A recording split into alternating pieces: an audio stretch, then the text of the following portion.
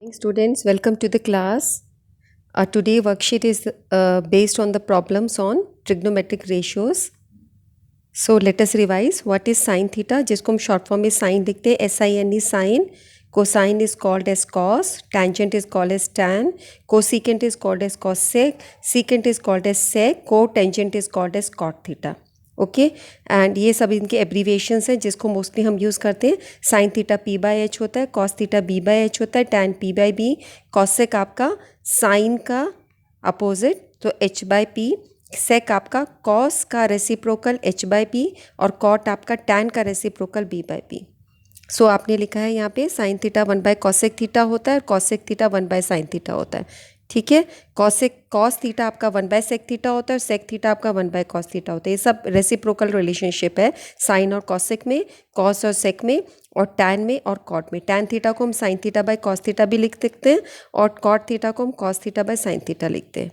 Okay, let us see what is there in example number 1. Example number 1 है आपका if 7 tan phi, इसको phi करके बोलते हैं, this is equal to 4. So ये आप थीटा ले लो, फाई ले लो, साई ले लो, जिस भी तरह का रिलेशन जो. If this is 4 then find the value.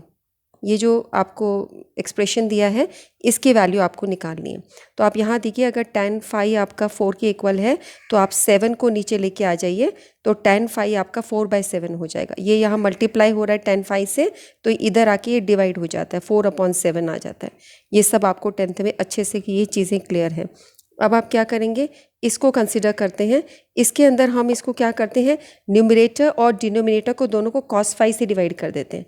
तो ये sine phi upon cos phi हो जाएगा, ये भी cos phi upon cos phi हो जाएगा, ये sine phi upon cos phi हो जाएगा और ये cos phi upon cos phi. पूरे को हमने कॉस फाई से डिवाइड कर दिया न्यूमरेटर और डिनोमिनेटर को. तो अब इससे क्या चेंजेस आएंगे इसके अंदर आपका जब ये sine phi by cos phi होगा, sine phi by cos phi क्या होता है, टैन फाई, और cos phi by cos phi cancel हो जाएगा तो सिर्फ 3 बचेगा. ये sine phi by cos phi tan phi बन जाएगा और ये cos phi by cos phi divide होके 3 आ जाएगा बस, है ना. ये 1 हो जाएगा, 1 × 3 इज़ 3. ठीक है, ये चीज़ क्लियर हो गई. तो अब टैन के टर्म्स में चेंज हो गया. अब हमारे पास टैन का रिलेशन तो है ही कि टैन फाई 4/7 होता है. तो इस टैन फाई की जगह हम 4/7 पुट कर देंगे नेक्स्ट स्टेप में. tan फाई की जगह 4/7. अब 7 × 4/7 का मतलब है 7 और 7 कैंसिल, सिर्फ 4 बचा. तो यहाँ पे 4 - 3 बचा न्यूमरेटर में और डिनोमिनेटर में 4 + 3 इसी तरीके से आ जाएगा. ठीक है, अब इसको हमने सॉल्व किया. 4 - 3 क्या होता है, 1 और 4 + 3 क्या होता है, 7. तो ये 1/7 हमारा आंसर आ गया. Got it. अब हम देखते हैं कि नेक्स्ट एग्जाम्पल में हमारे लिए क्या है. Example number 3.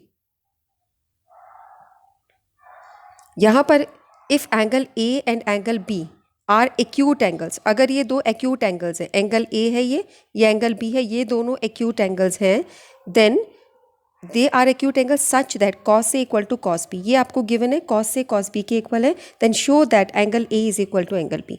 हमें शो करना है एंगल ए और एंगल बी दोनों इक्वल हैं. तो हम क्या करेंगे, जो चीज़ हमें गिवन है हम एज्यूम करते हैं कि ये जो ट्राइंगल है ए बी सी, इसके अंदर C D perpendicular to A B है. ये सी डी हम यहाँ ड्रॉ कर लेते हैं परपेंडिकुलर टू ए बी. ठीक है, और ये एंगल ए और एंगल बी दोनों एक्यूट एंगल्स हमें गिवन है तो हम कॉस से डिफाइन करते हैं. इसमें कॉस क्या होता है, b/h. ठीक है, तो अगर हम ये ए एंगल ले रहे हैं तो सिर्फ इस ट्राइंगल को आप कंसिडर करो.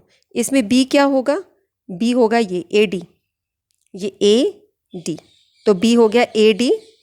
एच क्या होगा, अपॉन ए सी, ये आपका ए सी. सो ए डी अपॉन ए सी आ गया. Got it. इसी तरीके से जब हमें कॉस बी करना है तो कॉस बी के अंदर परपेंडिकुलर क्या हो जाएगा, ये आपका कॉस बी है तो ये बेस होगा आपका और ये हाइपोटेन्यूज होगा. ठीक है, क्योंकि ये आपका परपेंडिकुलर है तो ये आ जाएगा B D upon C D, B C, ये सी पोर्शन है आपका, तो B D upon B C. Cos B आपका इसके इक्वल हो गया.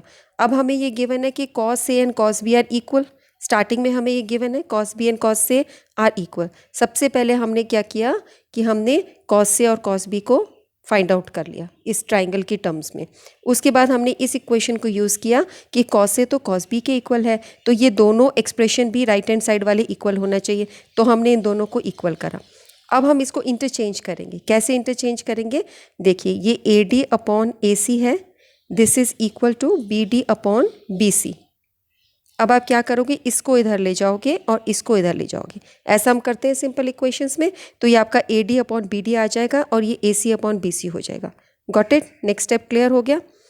अब आपको क्या करना है, अब हम इसको एक कांस्टेंट के इक्वल ले लेते हैं। जो रेशियोज आ रही हैं हम इन दोनों रेशियोज को के इक्वल ले लेते हैं। And we mark this as equation double star. इसको हमने सिंगल स्टार से कंसिडर किया है। ठीक है, अब हम और देखते हैं कि हमारे पास क्या है। अब यहाँ पर आपका जब हमने इसको एक के इक्वल ले लिया है तो ये आपका कांस्टेंट के इक्वल आ गया है।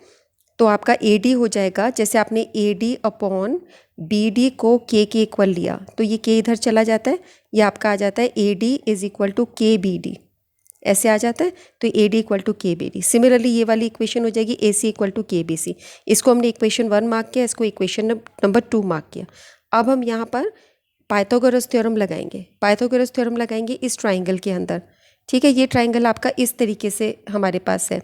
ये ट्राइंगल है, ये है ए, ये है बी, ये है सी, ये है डी, ऐसे है ट्राइंगल। यहाँ 90 डिग्री है दोनों साइड में।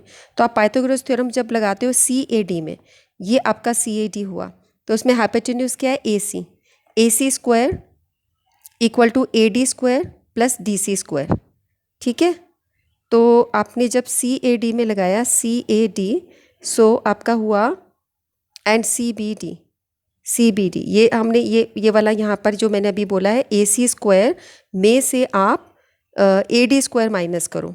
ए सी स्क्वायर में से ए डी स्क्वायर माइनस करोगे तो सी डी स्क्वायर आएगा पाइथागोरस थ्योरम से। इसी तरह यहाँ पे जब पाइथागोरस थ्योरम अप्लाई करोगे तो B C square minus B D square is equal to C D square.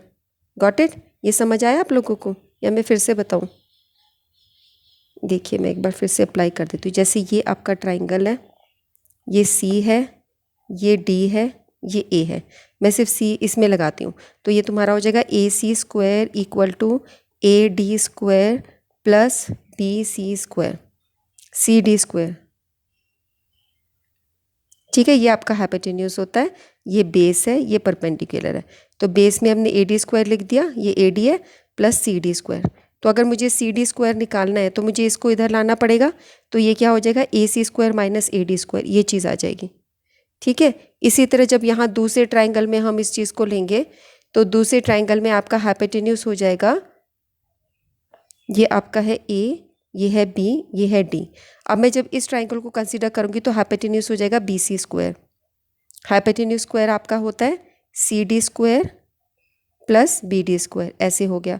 अब जब आपको सी डी फाइंड आउट करना है तो बी डी इधर आ जाएगा और माइनस हो जाएगा, तो B C square minus B D square. ठीक है, अब आप ये भी देख लीजिए कि पाइथागोरस थ्योरम में सीधा आप माइनस में करके इस तरह भी लिखने में कन्वीनियंटली आप देख लीजिए कि ऐसे भी लिखा जा सकता है। ये क्वेश्चन नंबर 3 हुआ, इक्वेशन नंबर 4 हुआ। अब दोनों इक्वेशन को हमने सी डी स्क्वायर के इक्वल रखा है तो ये दोनों भी इक्वल होनी चाहिए, because left hand side are equal. L H S आपका इक्वल है तो आपका आर एच एस भी इक्वल होना चाहिए। तो आप लिखोगे A C square minus A D square is equal to B C square minus B D square. So next equation हमारी ये आ गई। अब हम क्या करेंगे, substitute the equations 1 and 2 in 3 and 4। ये जो चीज़ आपकी आ गई है, ये दोनों इक्वल आ गई हैं, तो अब इनको सब्सटीट्यूट करेंगे in equation 1 and 2। Substitute the equation 1 and 2 in 3 and 4। 3 and 4 में इक्वेशन पुट करेंगे। ए सी स्क्वायर आपका क्या होता था, के square B C square minus B D square. ये B C square minus B D square. आप इक्वेशन 1 and 2 देखिए क्या है। इक्वेशन 1 and 2 ये आपकी इक्वेशन थी कि ए डी आपका के बी डी के इक्वल है। A D is equal to के B D and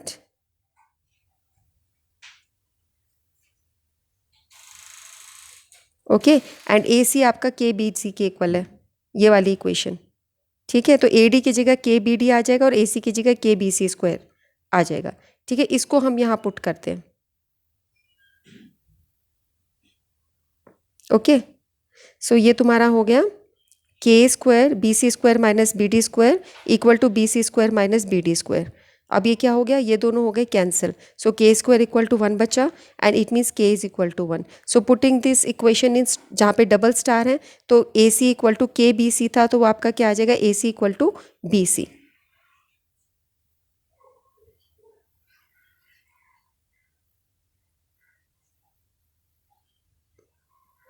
putting this equation in double star, so double star equation आपकी ये वाली है यहाँ पर, A C B C equal to K. ठीक है, ये इक्वेशन है। जब आप इसमें के को 1 पुट कर दोगे, यहाँ पे जब आप के को 1 पुट कर दोगे तो क्या हो जाएगा, A C upon B C equal to 1। So A C equal to B C आ जाएगा ये ऊपर जाके। ठीक है, और A C equal to B C आने का मतलब क्या है, एक ट्राइंगल में 2 एंगल्स इक्वल आ रहे हैं। इसका मतलब है एक ट्राइंगल के अंदर ये ए सी, हमारा ए एंगल नीचे है, हम यहाँ से देख सकते हैं, ये आपका आ गया कि अगर आपके 2 एंगल्स ये इक्वल हैं, ये आपके 2 साइड्स अगर इक्वल हैं, ए सी और बी सी इक्वल है, तो एंगल ए एंगल बी के इक्वल होगा। Got it. ये इक्वेशन आपकी इस तरीके से हो गई है। नाउ आप एग्जाम्पल नंबर 2 देखेंगे। In this given figure find tan p minus cot r। इस फिगर के अंदर हमें हाइपोटेन्यूज गिवन है, बेस गिवन है, आप इसको निकाल दीजिए परपेंडिकुलर को by using the Pythagoras theorem. Pythagoras theorem यहाँ पे अप्लाई करो तो तुम्हारा हो जाएगा P R square equal to Q R square plus P Q square. ठीक है, तो 169 13 का स्क्वायर है, क्यू आर स्क्वायर इसको हमें फाइंड आउट करना है, और 12 का स्क्वायर हो गया 144। ये इस तरफ जाके माइनस का सिंबल होगा और ये 25 हो जाएगा, इसका रूट निकालेंगे 5 हो जाएगा। ये आप सब बच्चों को सॉल्व करना आता है। ठीक है, तो अब आपको सारी साइड्स गिवन है इसके अंदर। ठीक है, सब कुछ पता चल गया है, परपेंडिकुलर भी, बेस भी। अब हमें क्या करना है, tan p minus cot r निकालना है। तो tan p को आप क्या करोगे, अब tan p क्या होता है, tan p आपका होता है b upon h, p upon b, perpendicular होता है p अपॉन b। तो अब इसके अंदर क्या आएगा, यहाँ पे हमें पिक्चर देखनी पड़ेगी। ये देखिए, यहाँ पे थोड़ा सा ध्यान देना है कि एक जगह tan p निकालना है और एक जगह cot r निकालना है। ठीक है, तो tan p के लिए आप ये ले रहे हो, तो इसका परपेंडिकुलर क्या है ये, और इसका बेस क्या है ये। परपेंडिकुलर निकला था 5, बेस है 12, तो उसको हम 5/12 लिख सकते हैं। तो tan p को हमने 5/12 लिख दिया। और जब आप cot r लोगे तो cot r के लिए ये आपका एंगल हो गया, इसके लिए ये परपेंडिकुलर हो जाएगा और ये बेस हो जाएगा। ठीक है, और बेस की वैल्यू है 5 और परपेंडिकुलर की वैल्यू है 12। अब cot क्या होता है, cot हमारा होता है b अपॉन p। तो b यहाँ पे कितना है 5 और p कितना है 12। ठीक है, कुछ बच्चे इसको 12/5 कर देते हैं कि ये cot तो अलग है उससे। आप यहाँ देखिए कि cot r है, ये cot r, तो इसके लिए आपका ये एंगल हो जाएगा। और इस एंगल को जब हम देखते हैं तो ये आपका हाइपोटेन्यूज है और ये परपेंडिकुलर है और ये बेस है। तो परपेंडिकुलर और बेस इंटरचेंज हो गए। जब हम cot p कर रहे हैं तो परपेंडिकुलर ये वाला परपेंडिकुलर है। जब हम cot p को लेते हैं, इसको मैं एक बार फिर से समझा देती हूँ, यही कन्फ्यूजन आता है मोस्टली बच्चों में। जैसे आप ये वाला ले रहे हो, आप cot p ले रहे हो, जब आप p पे ले रहे हो तो ये परपेंडिकुलर है और ये बेस है। ठीक है, और जब आपने cot r लिया, जब आपने r को लिया तो r के लिए ये परपेंडिकुलर है, ये बेस है। ठीक है, क्योंकि cot में बेस पहले आता है इसलिए 5/12 आ गया। तो दोनों जगह 5/12 आ गया। tan p minus cot r में वैल्यू पुट करोगे 5/12 माइनस 5/12 0 वैल्यू आ गई, तो उसका आंसर 0 हो गया। नेक्स्ट है try yourself. If angle B and angle Q are acute angles, अगर दोनों एक्यूट हैं such that sine B equal to sine Q, prove that angle B is equal to angle Q. ये इसी तरह का similar question अभी हमने worksheet में किया है। एंगल बी और एंगल क्यू हमारे पास एक्यूट एंगल्स हैं और हमें ये भी गिवन है कि sine B equal to sine Q है। हमें प्रूव करना है एंगल बी एंगल क्यू के इक्वल है। तो ये आपका ट्राइंगल है, सी डी यहाँ पर आपने ड्रॉप कर दिया। तो अगर आप साइन बी निकालना चाहते हो तो साइन बी आपका p/h होता है। p/h का मतलब हुआ परपेंडिकुलर आपका क्या हो गया सी डी, और h क्या हुआ हाइपोटेन्यूज बी सी, तो ये C D upon B C आ गया। जब आप साइन क्यू लोगे तो उसके लिए परपेंडिकुलर ये होगा सी डी और हाइपोटेन्यूज हो जाएगा सी क्यू, तो ये आपका निकल गया। आपको ये गिवन है साइन बी साइन क्यू के इक्वल है, ये हमें स्टार्टिंग में गिवन था, sine B is equal to sine Q, ये चीज़ गिवन थी आपको। तो अब sine B equal to sine Q जब हमें गिवन है तो हम ये बोल सकते हैं कि इनकी जो वैल्यूज़ आई हैं, यानी सी डी और बी ये वाली, ये दोनों भी इक्वल होंगी। यहाँ पे दोनों का न्यूमरेटर पोर्शन दोनों का सेम है, इट मीन्स डिनोमिनेटर वाला पोर्शन इक्वल हो गया। अब ये बी सी और सी क्यू है क्या, बी सी और सी क्यू एक ट्राइंगल की 2 साइड्स हैं। If in a triangle 2 sides are equal, then angles opposite to these sides are also equal. ये हमने थ्योरम कर रखी है। तो इस साइड के अपोजिट एंगल है ये वाला एंगल Q, और इस साइड के अपोजिट एंगल है ये वाला एंगल B। सो अगर BC और CQ इक्वल है तो एंगल B और एंगल Q भी इक्वल होंगे। ये हमने लिखा है कि ये साइड आपकी इस साइड के इक्वल है, इसकी वजह से ये एंगल इस एंगल के इक्वल होगा। Got it? समझ में आ गया ना? ईजी है ना? वर्कशीट वाला जो हमने कॉस वाला लिया है उससे बहुत सिंपल, साइन में ये बहुत सिंपल हो जाता है। Now let us see what is next.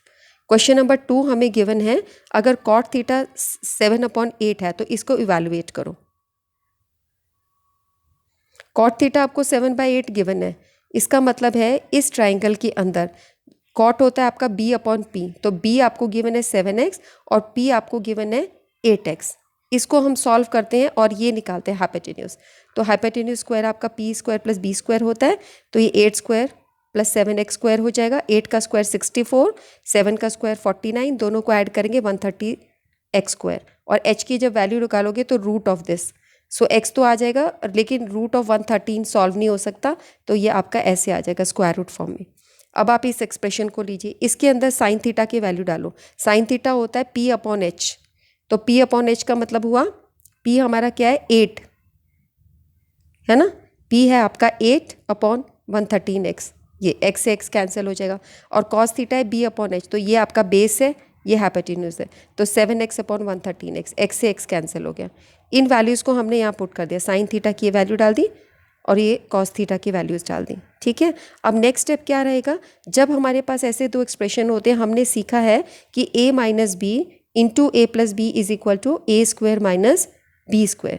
ये हमने सीखा है ना बच्चों, कि जब कोई नंबर ऐसे हो, इस फॉर्म में हो, a - b और a + b ऐसे मल्टीप्लाई हो रहा हो, तो वो a² - b² होता है। ये हमने अलजेब्रा में सीखा है।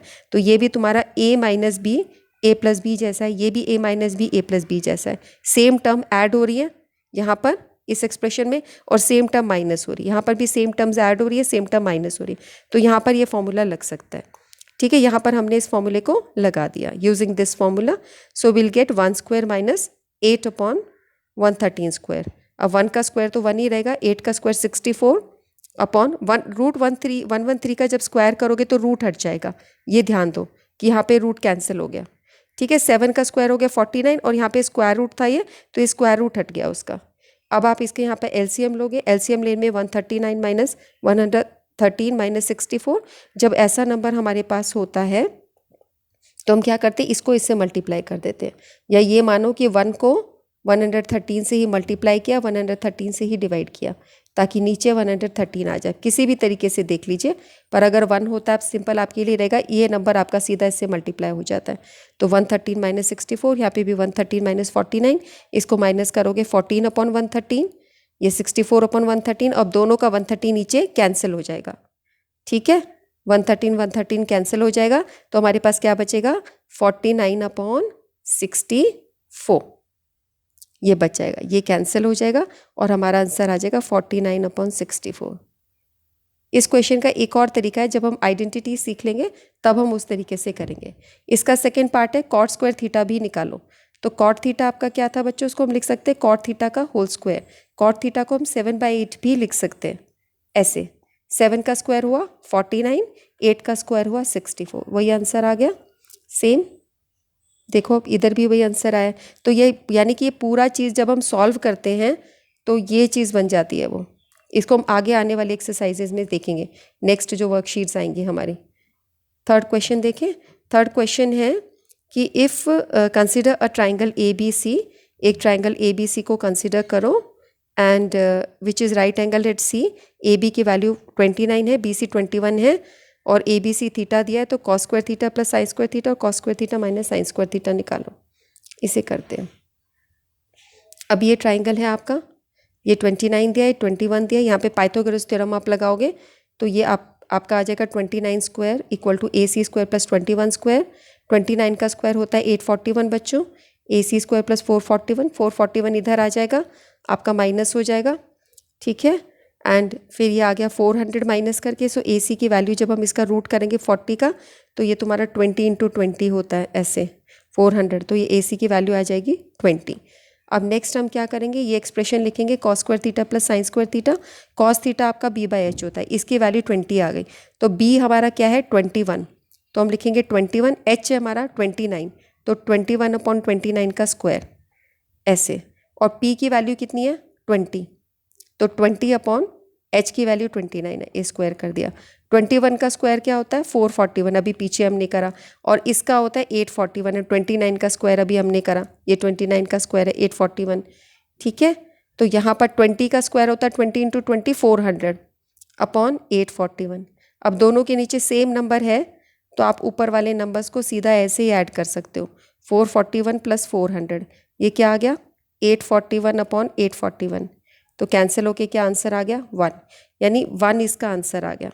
cos square theta plus sign square theta जब हमने सॉल्व किया, दिस इज इक्वल टू 1।